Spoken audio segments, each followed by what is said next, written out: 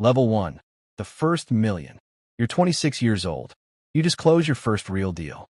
Not a startup. Not an app. A real estate play in Detroit. 14 distressed properties bought for almost nothing. You flip them in 4 months. $1.2 million profit. You send your car outside a Chase Bank in downtown Chicago, and you feel it for the first time. Not happiness. Power. You call your mother. She cries. You don't. Something inside you already shifted, and you didn't even notice. You tell yourself you're just focused. You're not. Level 2. The rules change. You're worth $12 million now. You have an office in a glass building. A team of 7. A lawyer you pay $800 an hour. People start treating you differently. Doors open.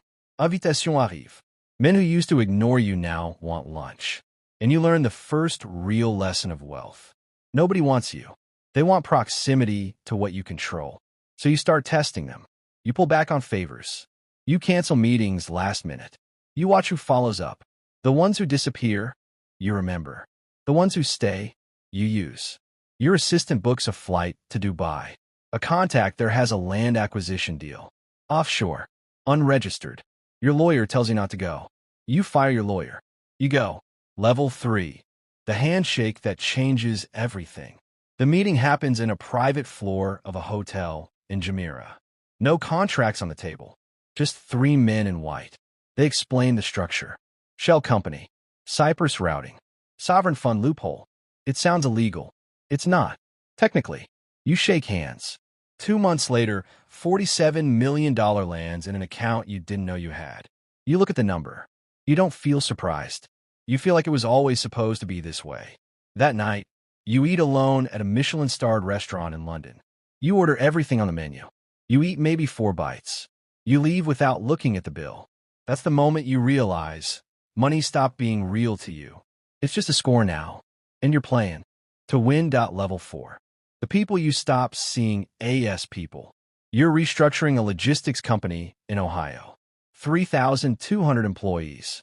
Your consultants present the efficiency report. You need to cut 900 jobs to hit the margins your investors expect. You stare at the slide. 900 people. Mortgages. Kids. Healthcare. You feel something faint, like an echo of guilt, and you press it down like a cigarette under a shoe. Approve it, you say. They're gone by Friday. The stock position moves in your favor by Tuesday. You make $11 million on the swing. You donate $200,000 to a children's charity that week. You post about it. 23,000 likes. You feel nothing, but the performance is important.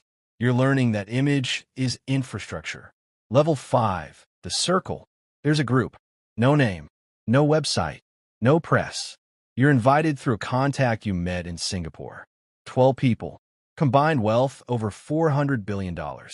You meet twice a year, once in Switzerland, once somewhere that rotates. They talk about governments like weather systems. They talk about currencies like chess pieces. One man, older, calm, speaks in half sentences, tells you something you never forget. The world doesn't run on law. It runs on leverage. The law is just leverage with better PR. You laugh, but you're writing it down in your head. Inside this circle, you're the youngest. Inside this circle, you're the poorest. Inside this circle, for the first time since Detroit, you feel small again. And that feeling makes you dangerous. Level 6, the cost. You have a son now. He's 4. He calls your assistant daddy by accident once. Your ex-wife doesn't find it funny.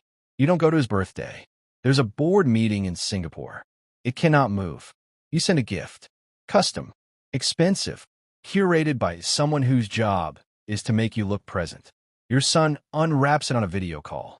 He smiles. You're already reading emails. You tell yourself you're doing this for him.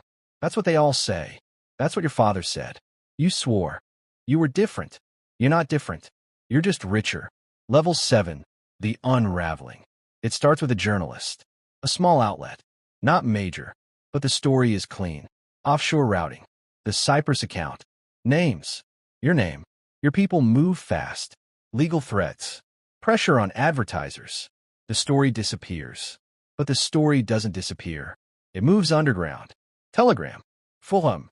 Substacks with 200,000 subscribers. You start sleeping with your phone face down. You hire a private intelligence firm, ex-Mossad, ex-CIA. They tell you two of your inner circle have been talking to a federal contact. You don't ask for proof. You just start unwinding your exposure quietly. 3 business partners receive settlement offers they didn't ask for. They know what it means. They take it. Level 8. The mirror. You're 41 now. $3.4 billion on paper. You're sitting in your penthouse in Miami. Floor-to-ceiling glass. The ocean below. Everything quiet. Your phone has 47 unread messages. You don't open it. You pour a glass of something old and expensive, and you sit. And for the first time in 15 years, you think about the man in Detroit, sitting in his car outside a Chase Bank. He was scared. He was hungry. He cared about things. He felt things. You search yourself for that man. He's not there. Somewhere between the handshakes and the offshore accounts and the 900 people gone by Friday. You just stopped existing. And the terrifying part? You're not sure you bring him back. Because the man in Detroit didn't have the power. And you do. And power, once you've tasted it at this level, feels better than almost anything human. Almost.